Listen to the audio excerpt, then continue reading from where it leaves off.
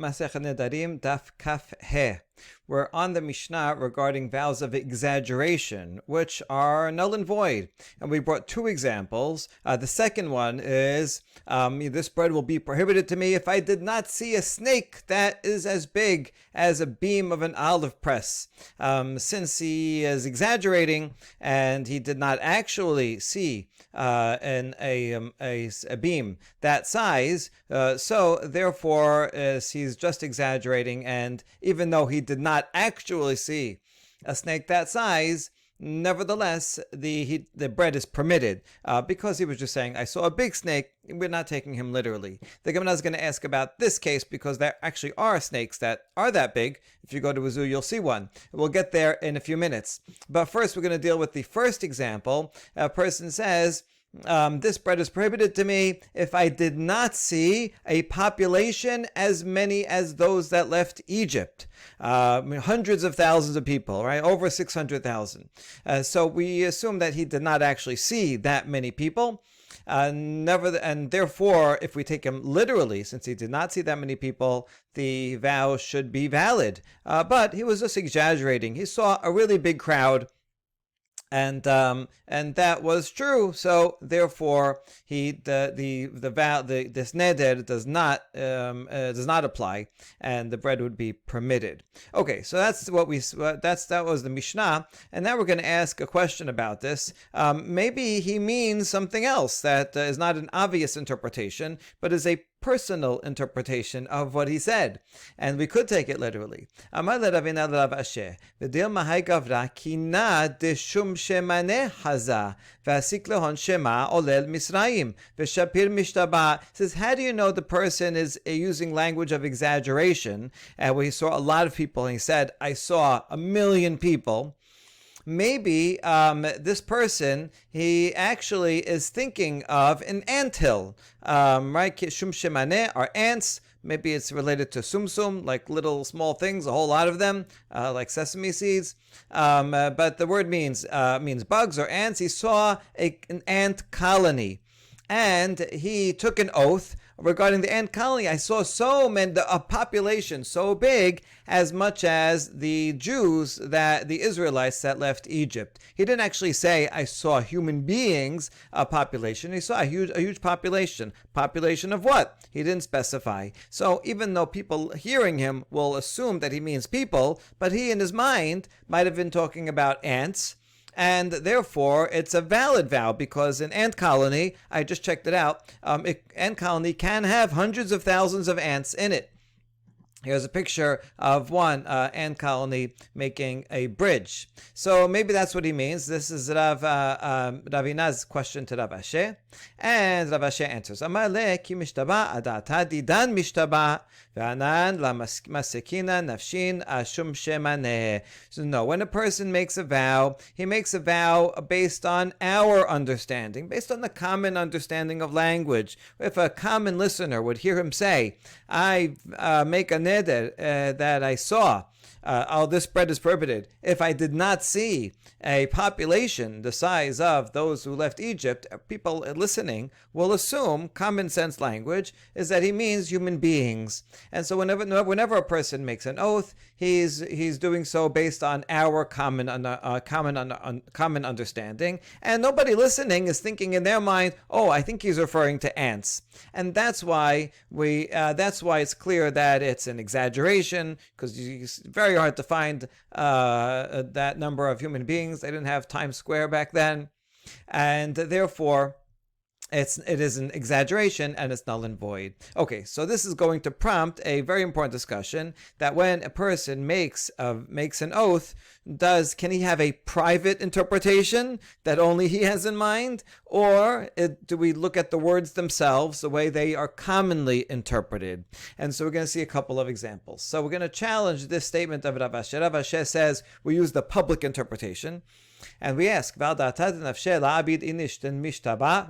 can a person not make a vow based on his personal, private interpretation of his words. V'hatanya, here's an example where we see that a person can do so. Kishen mashbi'in oto omrim lo, heve yodea shelo al tenai shebelibecha anu mashbi'in otecha, el da'atenu v'al da'at bet din. When a person comes to bet din, and the bet din, for whatever reason, makes him swear, right? You have to swear that you paid the money or that you didn't receive the money. Before the litigant swears, the judges tell him, listen, you have to be careful. This is a serious thing not to swear.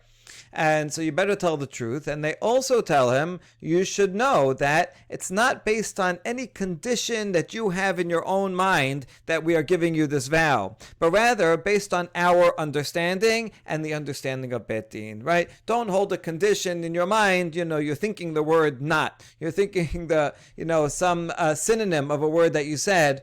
But rather it's based on our common public understanding. Now, why does the Bet Din need to tell him that? What are we afraid of? Lapuke mai, what might he do? Lav lapuke dasik lehu leis kundare vasik lehon shema zuzeh. We're afraid of, what he's going to do? He's going to think of, in his mind, of game tokens. Here's an actual game token that was used, like a checker piece from the Roman period. They'd make it out of something cheap, some bone, not metal, but it would look like a token, kind of like a poker chip.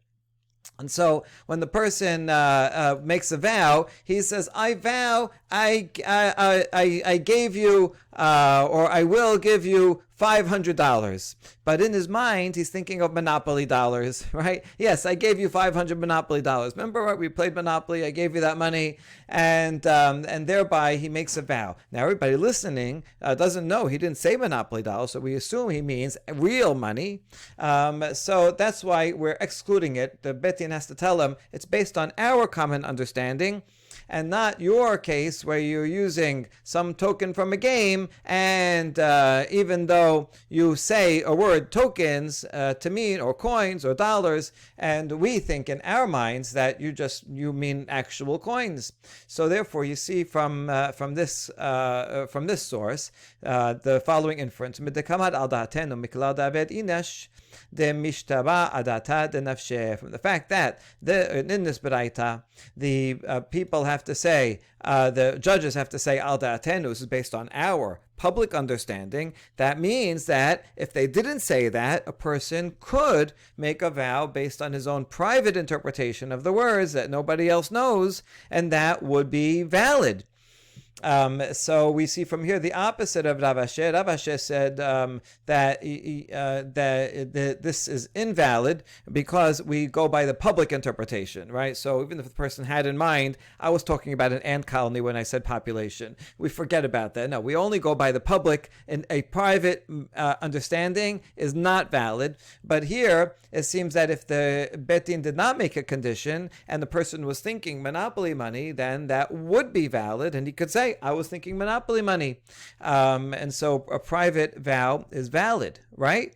No, la lapuke mikanya derava. No, when the Bet Din tells him, listen, it's based on our public understanding, it was not coming to exclude a case of monopoly money. That would be no good anyway, right? Because private understanding of your vow is not valid. Rather, we're talking about a case like the Cain in the story, a following story where Rava was a judge. And now we have a fantastic story. A certain person who was claiming money from another, and he came to Rava. Rava, hey, this guy owes me money. I want you to be the judge. So the one who made the loan said to the borrower, pay me what you owe me. The borrower says, I already paid you. Rava, the judge, says, well, if you paid him, then make an oath that you paid him, right? You don't have proof, so make an oath. The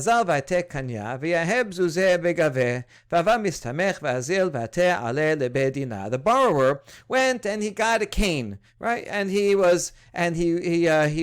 did a trick.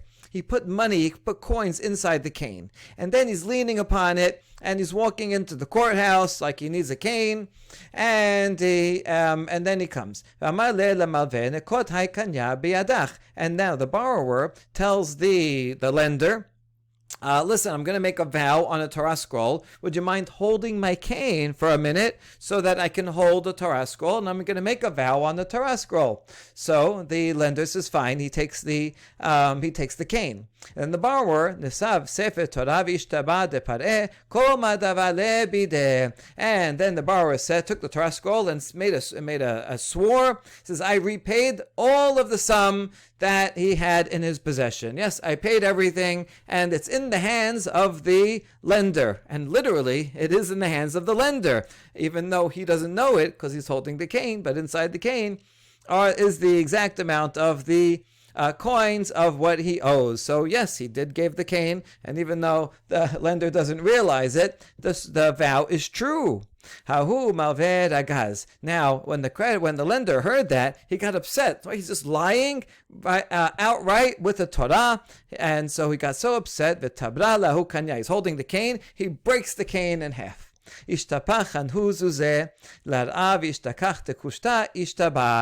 as he broke it, it was hollow inside, and then the coins fell out, and turned out, oh, you see, he actually was telling the truth, right? If you take the literal words, right? I paid him back, and he has it in his hands. That was the truth. The lender was holding the cane and had coins in it. So this is the kind of case that we want to exclude when the court says, listen, it's based on our public understanding, no tricks allowed. So that's the type of case that we're talking about. But in this case, we're not using an unusual language. When you say population, everybody thinks you mean population of human beings and not ants. That's an unusual one. Here, it's literally true, right? I paid him back. He has that money in his hands. And so that is obviously true. It's just that he doesn't realize it, and he's about to give the cane back to the borrower. And so then, it won't be true anymore, but at the time he makes the vow, it is true. So this is not considered a private understanding. It's just a trick. It's a public understanding, and yes, according to the regular understanding of everyone, I paid him back money. I didn't say monopoly money. That would be a private understanding. I paid him back real coins. He just doesn't know he's holding it, and he doesn't realize he's going to give it back to me. So that's why the Bet Din makes that condition. But in fact, a private condition like monopoly money would not be valid. Okay. Another challenge to Rav Asher is, are you really saying that that a person cannot make a vow according to his private understanding? Here's another case we're going to deal with for a long Agadah.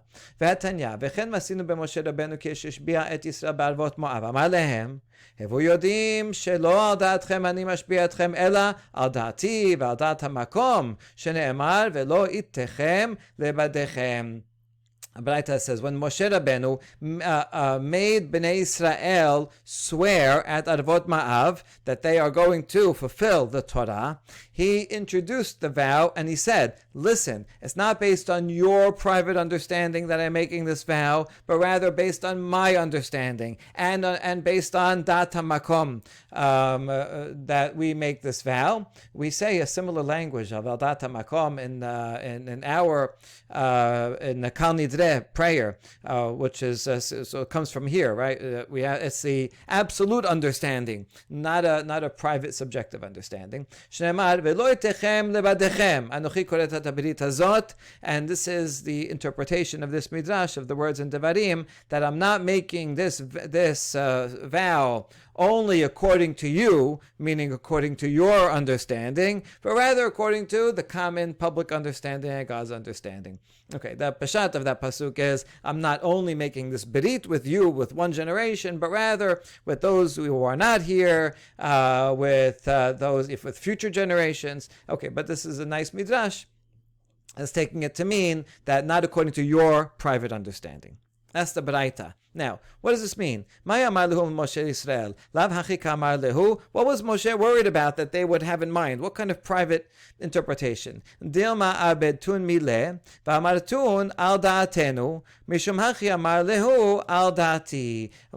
was worried because he said, you're going to take an oath according to your private understanding, and you're going to say, oh, so we did it based on what we thought, and that's why he has to say, no, based on my understanding. So lapukemai, what might they be thinking that would get them out of having to follow the Torah and yet take the oath based on their private understanding? Lav lapuke dasiku shemad avodah zara Eloah. Maybe they will give a title to their avodah zarah and call it a god. Afterward, the word Elohim can mean Elohim acherim, right? And so they can, if a true god or a false god, we still use the same word in Hebrew and English too. And so they might be worshiping Baal, and they say, Moshe says, you're going to do everything that Hashem told, that Elohim told you. And they're thinking, Baal, Elohim Acherim, that's Baal, right? And they says, we agreed to it, but they're thinking Baal, Moshe is thinking Hashem. And so that's why it's coming to include. And you see from this is a proof that a private understanding of a vow is valid, because Moshe had to tell them that you're not allowed to think that private interpretation, you have to follow my interpretation. So isn't that a good proof against Rav Ashi? La avodah zara ikri Eloah dichtib b'chol Elohim Yisraim. No, that's not a private understanding, since in the Torah itself, the word Eloah can mean non-idolatrous gods, as it says, with all Elohim Misraim, the gods of Misraim. One's permitted to say Elohim Acherim. You can write it, you can say it. It's not holy in that context. The word Elohim has a double meaning. It can mean Hashem and it's holy, or it can mean Elohim Acherim and it's not holy. So this is not a private, weird understanding of the word that no one would think of. If someone says the word Elohim, you don't know what they mean. And so since it has both meanings, dictionary, good definitions, and so it could mean this, it could mean that. So that's why Moshe has had to say it's based on my understanding of the word Elohim, meaning holy, and not based on the other, although very common usage of the word Elohim Acherim. So that's why I had to say it, but this is not a private interpretation. Okay, so there's a fine line between a private interpretation where no one else would think that's just like an unusual use of the word, that's just doing a trick like monopoly money, as opposed to words that are ambiguous and can legitimately mean one or the other. There you have to specify based on my understanding of that word and not your understanding. Okay. Velashpa yaton temekaimiton misvot. Wait a second. If Moshe wanted to make sure that they were following the Torah and not some avodah zarah, why do you have to say based on my understanding of the word Elohim? He could have just said that you have a vow that you're going to follow mitzvot. Right, and then obviously that would mean mitzvot of the Torah, right? And not what else could it mean? So why did Moshe just say that? The answer is mashma mitzvot hamelech. No, the word mitzvah just means a commandment, and it could refer to any commandment. It could refer to the commandment of the Torah. That's what Moshe had in mind. But they could say, I thought you were telling us that we should follow the commandment of the king, of King Hammurabi, right? Of King Nebuchadnezzar, whatever, king of Edom. And so, we'll follow that other commandment. And so Moshe would not be sufficient if Moshe just said that you swear to follow the mitzvot. So you have to say, that's why you have to say my understanding. Another question. Velashba yaton demekaimitun kol mitzvot. How come Moshe doesn't say that you swear that you'll follow all the mitzvot? And so wouldn't that, all the mitzvot, that would surely mean all the mitzvot, meaning of the Torah? No, that also is ambiguous. Mashma misvat sisit amar Moshe kol misvat sisit keneged kol mitzvot shebat Torah. The people could say, yes, we agreed to do all the mitzvot, but then they would only do misvat sisit because we learned that the mitzvah of sisit is equal to all the mitzvot. So they could say, we had in mind that we were just going to wear tzitzit, but then we don't have to keep all the other mitzvot. So that's why Moshe had to say that language based on my understanding. Wait, further. Question: Velashpaya ton mekaymin tun Torah. Moshe could have said, "You vow that you'll keep the Torah." Surely that means that they have to keep all the mitzvot in the Torah, right? No, mashma Torah achat. No, but then that would only mean one Torah, the written law, and they could act like Sadducees or Karaites, and they would say, "Oh, we only had in mind that. You didn't have in mind the oral law." Okay, Velashpayaton demekaymiton Torot. How come Moshe didn't say that you'll fulfill the Torahs in plural? And that would include Torah shebichtav and Torah shebe'al peh. No, that also is ambiguous. Mashma Torat mincha, Torat chata, Torat asham. The word Torah is also ambiguous. It could mean the entirety of the 5 books of Moses and the whole oral law. That's what Moshe meant. But they could come and say, no, when we agreed to follow the Torah, the word Torah just means teachings, and it's included. The word appears in the Torah to refer to the instruction regarding mincha offerings, the instruction regarding chatat, regarding asham offerings. So I thought you meant the Torah, all the instructions in the Torah shebichtav regarding each of those categories. But we did not have in mind the oral law, so we don't have to keep the oral law. So with that, it's too ambiguous. Velashpayaton demekaymiton Torot o mitzvot.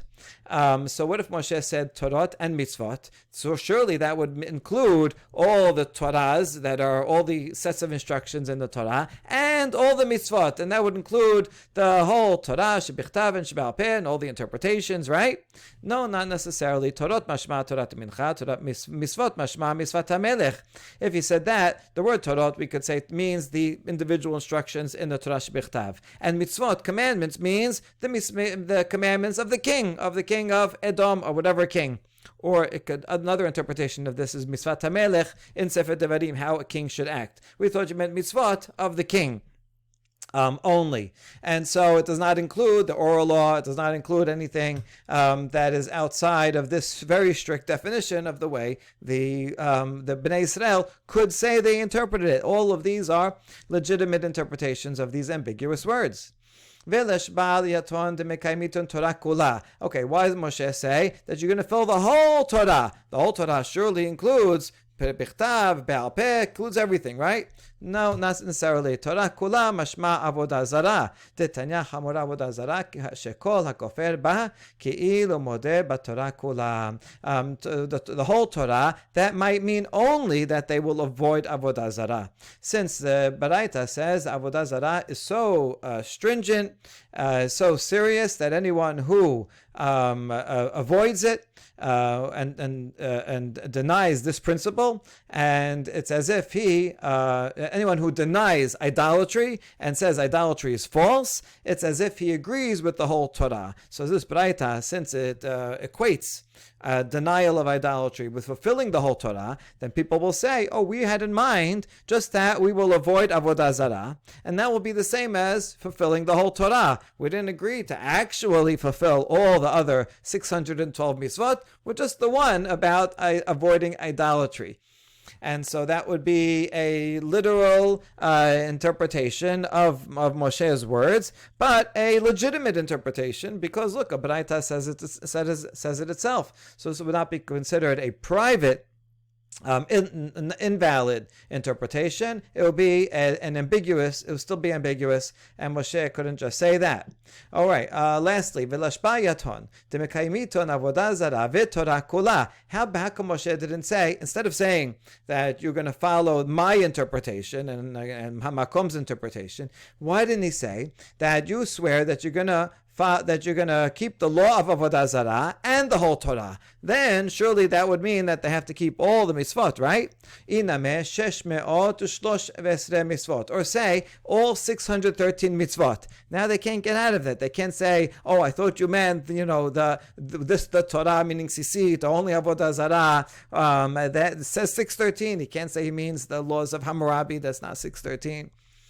So surely that would be clear enough and that would be sufficient. And so we end, yeah, you're right, he could have said that. Ela Moshe Rabbeinu milata de la tericha nakat. He didn't want to be so troublesome to say this exact words, I command you to keep this exact number of mitzvot, and then they'll say, had you counted? After all, there are different ways of counting the 613 mitzvot. Rambam goes against the Bahag and other Geonim and different poems that count them different ways. So they'll say, I thought you meant this count and not that count. And so that would be confusing. So Moshe said something clear and simple, and said that you're commanded to keep to serve Hashem. And let's remember the exact words that he used in that baraita. He said, right, that you're going to serve Elokim, and you're going to follow the Torah. And so he just said it in general, and he added, based on my interpretation. That way, no one can come and say, "Well, I thought you had in mind. I had in mind monopoly money. I had in mind a different law code. I had in mind only the Torah shebichtav, not the oral law." And so Moshe, to avoid any such ambiguity, said it's based on my understanding of what this berit will include, and that's why it was binding. But in the conclusion is that if they did have some strange private understanding, that would not be valid. And so really Moshe did not have to say, based on my understanding. Even if he didn't say on my understanding, if he said something that was non-ambiguous language, that's not a dictionary different definition that they could say otherwise. If he said 613, really that would have been fine also. And some strange person in the back was thinking the 613 rules in Monopoly. Then he made up some rules of some game. So then that would be a private interpretation and would be invalid. So that's our conclusion, that private interpretations of words that are not common dictionary definitions is not a valid value. You can't claim and say that's what I had in mind. Rather, we have in mind the public interpretation, even though there could be more than one valid public interpretation. Okay, next part of the Mishnah says, Im lo ra'iti nachash kekorat bet habad.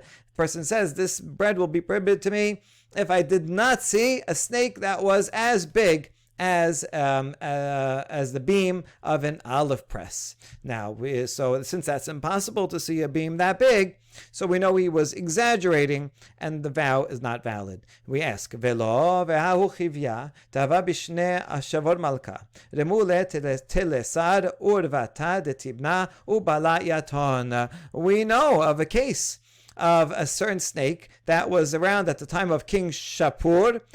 He was the king of Persia, and they say it was so big that they threw 13 bundles of straw at it, and he swallowed all of these bales of straw, and so that was pretty big. So certainly it was bigger than an olive press beam, and so why are you saying this is impossible? Shemuel bet taruf. Shemuel says, no, we're talking about here a snake that is notched. Wait a second. Kuluhu nechashem mitraf tarfeh. Agabot taruf kamrinan. Every snake has notches, meaning some indentations in its skin. So the beam, you see the beam over here, we saw a picture of it, has indentations on the top of it in order to put the weights on it, and so they stay in place. So there would be indentations on top of the beam. That's what a normal olive press beam looks like. So when he said, it's not that he saw one that big, you can find snakes that big, but a snake with an indentation is unusual. That's what Shemuel says. Then we ask about Shemuel, but don't all snakes have such notches in them? No, we are talking about on its back, right? That's very rare. The back of the snake is nice and smooth usually. If he says, I saw one that was not just the size of a rod, but it had indentations like a beam press, a press of a beam, that would be a weird exaggeration. Okay, vilitnit taruf. So if that's what the Mishnah meant, why not say what it meant? That if a person says, I saw a snake with notches on it, then that's an exaggeration, but not about the size. Now, milta if it wanted to teach us an incidental tangent that that the beam of an olive press has notches on it. That's by definition. Now, why is that important to know? This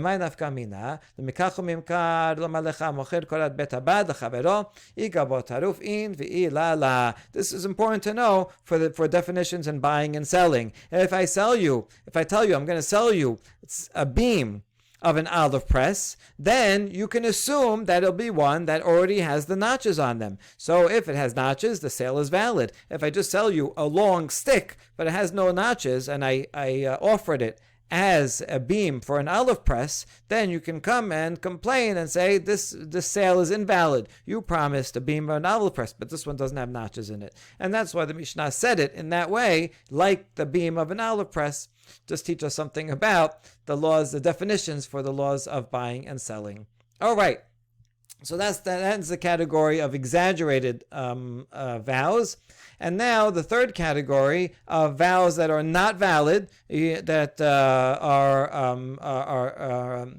you don't even have to undo them. You don't need to find regret or petach. They're just simply invalid. Nidre shigagot, vows taken by mistake and unintentionally. They are not since they can't be fulfilled or were not fulfilled. It's okay.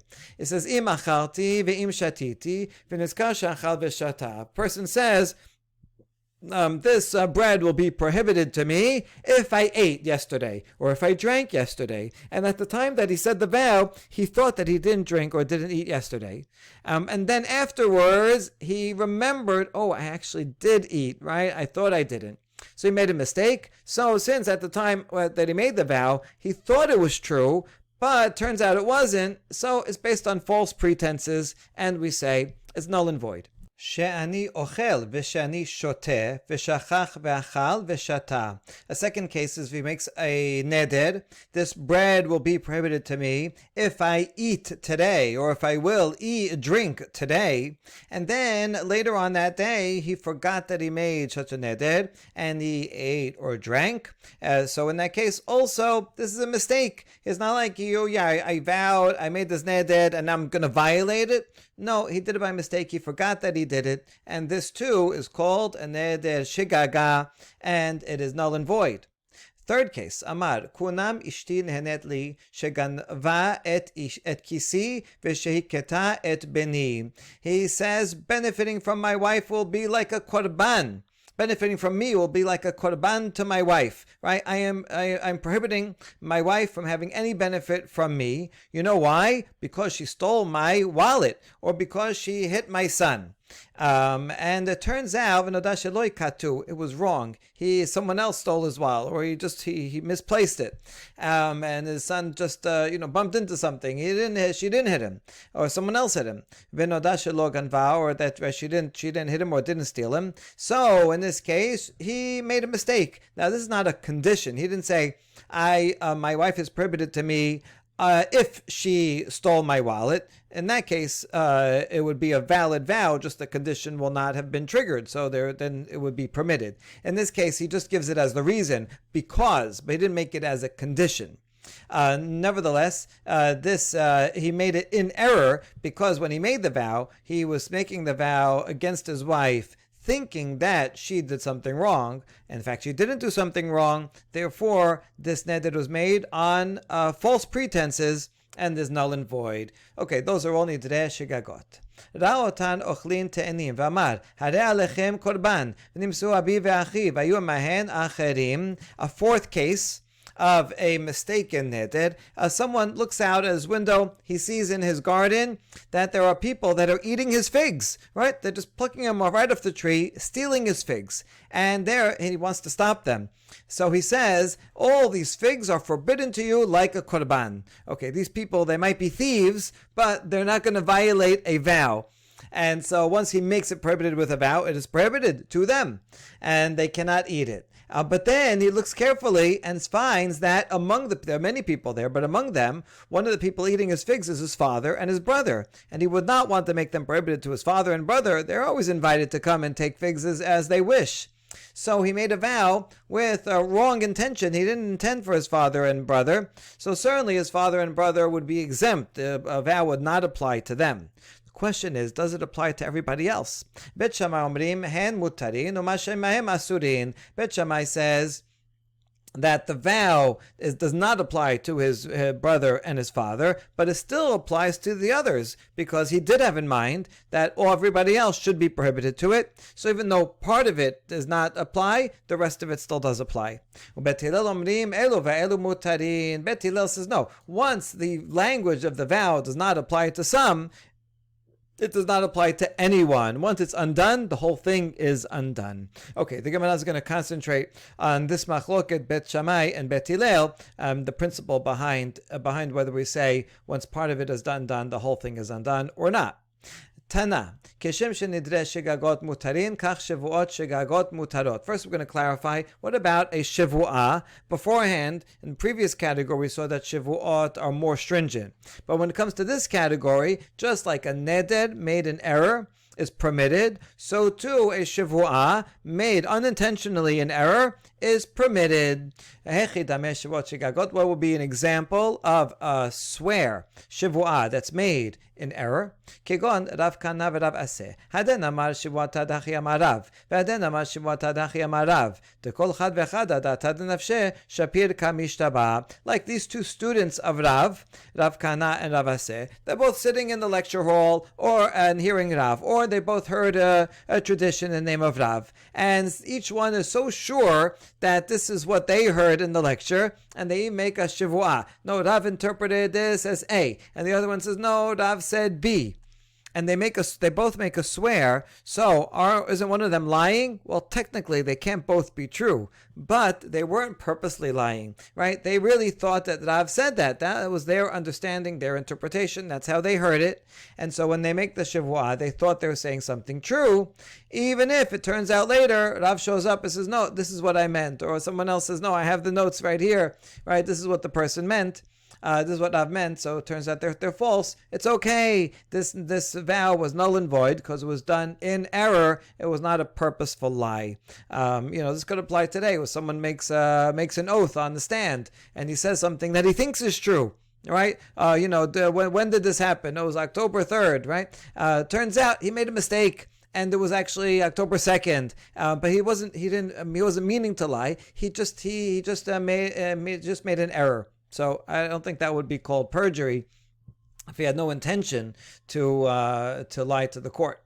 Okay, Ra'a otan ochlin. Now, this last example, where I see some people go out in my garden eating my figs, and I say they're all prohibited to you like korban. Tenan hatam potchin b'shabbatot u'b'yamim tovim. Barishona hayu omrim otan hayamim mutarim u'shar kol hayamim asurim. We're quoting a Mishnah from later on in this Masechet on Daf Samech Vav, and from this we're going to see the principle that is used by Bet Hillel. Bet Hillel says that once part of it is undone, because my father and my brother were there eating the figs, and I didn't mean the neder to apply to them, therefore the whole thing is undone. Where do we find this principle? It's the same principle that Rabbi Akiva said. And here is a different example, where a person says, I vow that I'm not going to drink wine for the entire year. Okay, and now he comes to undo his vow, and so the rabbis will say, listen, you maybe you didn't realize that when you say a whole year, that includes Shabbat and Yom Tov. And you have to have wine or oneg Shabbat for Kiddush, Shabbat, and Yom Tov. So surely you did not mean that you were going to violate oneg Shabbat and oneg Yom Tov, but when you made that vow, and that's a valid way to find a petach, find an unforeseen circumstance that the person did not intend. So in such a case, what would be the consequence of applying this petach? At first, the rabbis thought that only those days, Shabbat and Yom Tov, during the year will be permitted, but the rest of the days, he made a vow, and that still applies. So a regular weekday, he would be prohibited from drinking wine. In other words, in the original understanding of the rabbis, they said that even though hutar miksato, even though part of it was permitted, Shabbat and Yom Tov, nevertheless the rest of the vow is still valid. Until Rabbi Akiva came and he said, no, new principle, this is the real right way to understand it, that if you have a neder and part of it was undone, then the entire thing is undone. You can't just have half a neder, right? If you didn't realize that within that neder there were Shabbat and Yom Tov and he'd violate Onyx Shabbat, then he wouldn't have made it, then the entire vow is undone, and on a regular weekday, he can have wine. So you see, Bet Hillel, who says once a part of it is undone, the whole thing is undone, that explains his position. Since my father or my brother were there, and I would not have made the vow for them, so the whole thing is also undone. Okay, now we're going to end with two interpretations of Bet Hillel and Bet Shammai. What exactly what was his intention when he said he wants his father and or brother to have the figs, and depending on the exact formulation, which one of those did Bet Shammai and Bet Hillel mean when they were arguing?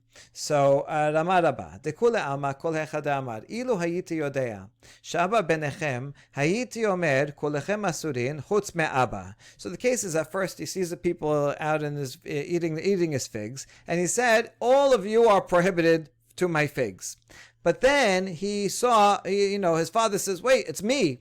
And he saw that it's his father there. So at that point, we ask him, what would you have said if you knew your father was there? He says, if I knew one of them was my father, I still would have prohibited everybody else. And I would have said, you're all prohibited except for father. In that case, tekuluhun asurin ve'aviv mutar. In that case, Bet Shammai and Bet Hillel would both agree that the neder sticks, that we do not apply hutar miksato, hutar kulo, because he's not changing his formulation. He's just adding to it. Before he said, you're all prohibited, and now he's adding, here's what I would have meant to say. If I knew my father was there, I would have excluded him. So in that case, even Bet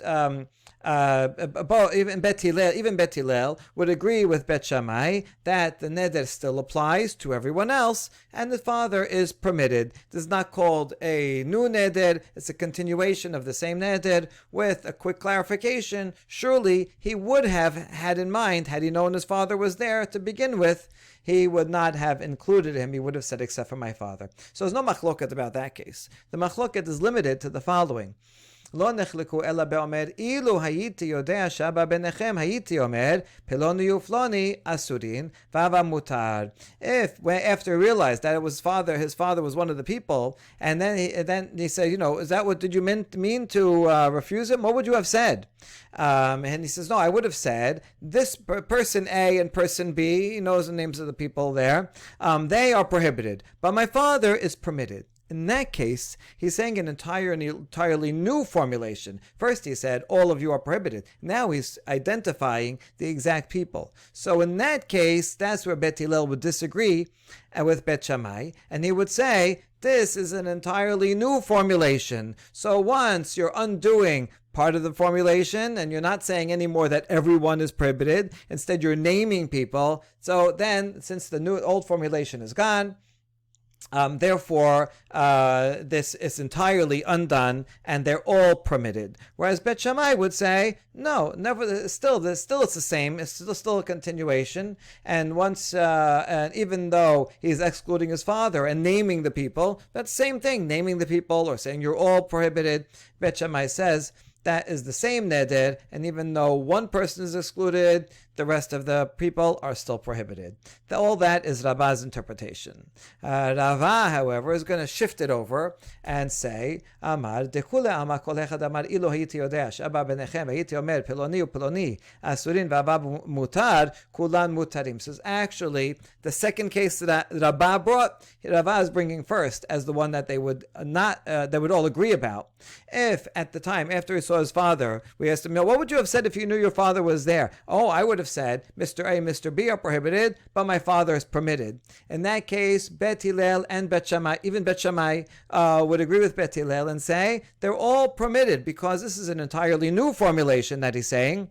And so you can't say that it's just part of the old formulation that he's making an exception to. This is entirely new. Now he's saying he's identifying the people. And so, in fact, they're all permitted, right?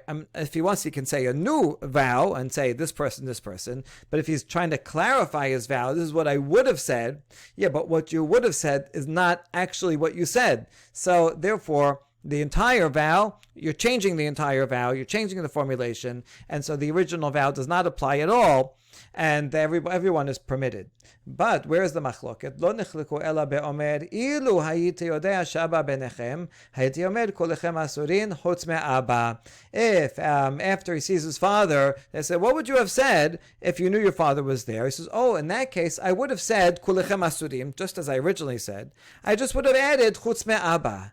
Oh, in that case, that's where we have a machloket, where according to Bet Hillel, since once he excluded Abba, so then he changed part of it, then the whole thing is changed, and they're all permitted, right? And any change undoes the whole thing. Whereas according to Bet Shammai, they would say no. Here, the original formulation is still there. Kulechem asurin. He's just clarifying what he meant by it, and so therefore the vow sticks, and everyone is prohibited. He's clarifying that the father is permitted, so the father only is permitted. Good. One last clarification about Bet Shammai and Bet Hillel's principles. We're going to correlate it with a different machloket. Bet Shammai sabre la kerebi meir damar tefos lashon rishon. Bet Hillel sabre la kerebi Yoseh damar bigmar devarav adam nitpas. There's another machlok in a different Mishnah of Timura, where Rabbi Meir says if someone says two things, we hold on to the first expression, the original expression. And that's what Bet Shammai is thinking, because he says, well, the person originally said they're all prohibited, and even though now he's making a clarification, fine, he can make a clarification, but that original formulation, that still sticks. And that's why they are all prohibited except for the father, even though he now made a new clarification. Whereas Bet Hillel thinks like Rabbi Yoseh in that machloket, who says that Gemar devarav adam nitpas, we follow the person's conclusion, right? The last word that he said is the one that takes priority and takes priority over the original formulation. But since in this case the last statement he said is fundamentally different from the first one and applies to different people, therefore the first one does not apply anymore. And if the first statement he said, that's when he made the vow, if that does not apply anymore, then the whole thing is null and void. And that is Bet Hillel's position, and explains why once he undoes part of it in his second formulation, then the second formulation undoes the entirety of the original formulation. And that's why Bet Hillel says everyone can eat the figs. Baruch Adonai Leolam. Amen v'amen.